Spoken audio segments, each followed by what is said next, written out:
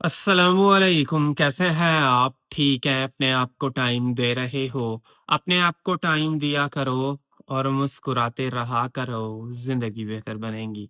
ये मेरा second channel है, इसको भी सब्सक्राइब करना है। इस पे भी वक्फे-वक्फे से वीडियोज़ आती रहेंगी, जो आपकी रहनुमाई करती रहेंगी।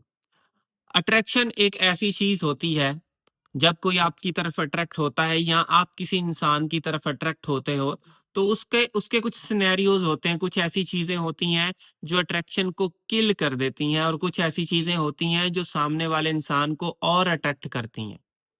तो हम अट्रैक्शन की चीज़ों को पढ़ेंगे आज, समझेंगे। देखो, जैसे आपने कभी कोई मैग्नेट देखा है, जब उनको इतना फासले पे रखा जाता है, उसमें अजीब-सी एक वाइब्रेशन पैदा होती है, ठीक है? वो वाइब्रेशन क्या करती है, एक-दूसरे को अट्रैक्ट कर रही होती है, ठीक है? अगर उनको बहुत दूर कर दिया जाए, तो भी अट्रैक्शन खत्म हो जाएगी। अगर बहुत करीब कर दिया जाए, तो भी अट्रैक्शन खत्म हो जाएगी। बहुत करीब करने से वो जो वाइब्रेशन की मैं बात कर रहा हूँ, वो एंड हो जाएगी, जो वाइब्रेशन हो रही है। रिश्ते के अंदर भी कुछ यूँ ही होता है कि अगर आप बहुत ज़्यादा करीब हो गए, फिर भी प्रॉब्लम आएगा, बहुत ज़्यादा दूर चले गए, फिर भी प्रॉब्लम आएगा।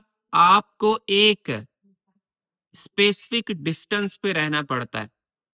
यानी कि ऐसे डील करना पड़ता है, ना वो फासला बहुत ज़्यादा हो जाए, ना वो फासला बहुत ज़्यादा करीब हो जाए।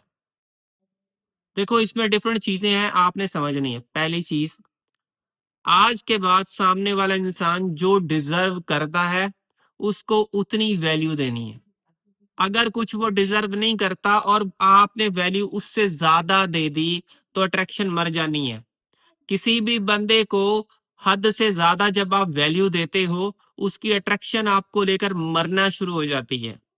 कि सपोज़ करें किसी के आप आगे-पीछे घूम रहे हो, मुझे बताएँ उसमें क्या अट्रैक्शन बचेगी आपके लिए? वो तो आपको एक नॉर्मल इंसान की तरह ट्रीट करेगा और किसी से बहुत दूर चले गए, फिर भी उसकी अट्रैक्शन खत्म हो जाएगी।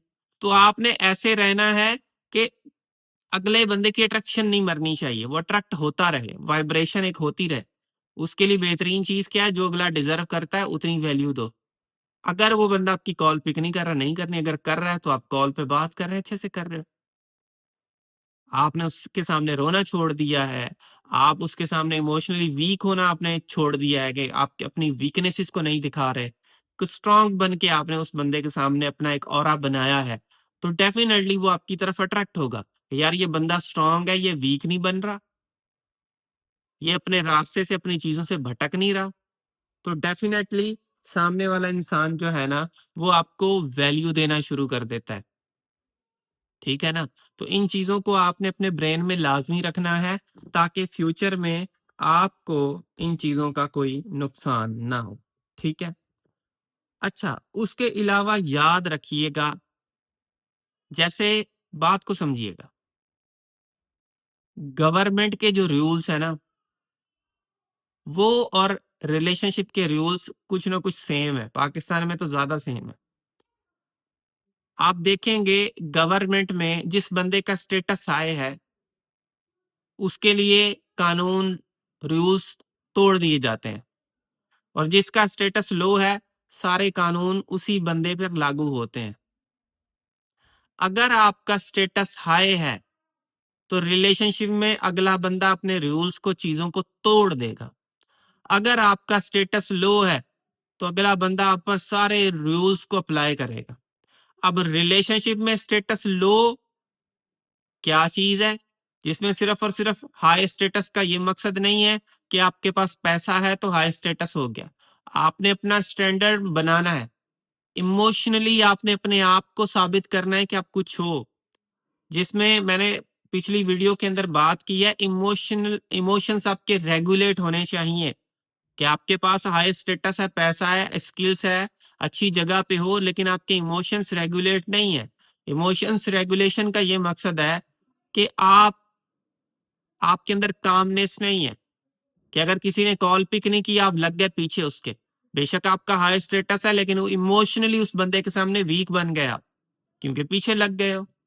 किसी ने रिस्पॉन्स नहीं किया, आप बार-बार टेक्स्ट कर रहे हो। फिर बेशक आपका स्टेटस जितना मर्ज़ी हाई है, ये चीज़ काम नहीं आएगी। तो आपका स्टेटस अगर आपके पास अच्छा है, वो तो मैं आपको बोलूँगा बनाओ, लेकिन साथ में इमोशंस आपके रेगुलेट करने चाहिए।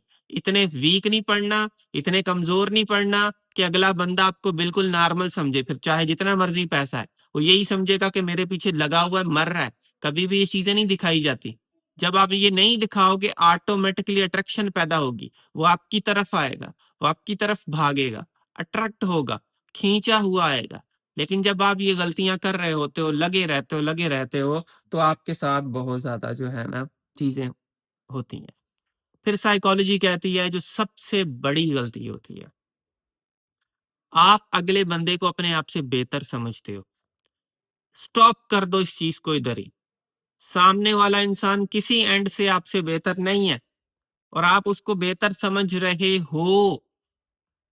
जब हम किसी को बेहतर समझते हैं तो उसके पीछे जाते हैं कि यार इसके अंदर कुछ है, ये काबू क्यों नहीं आ रहा मेरे।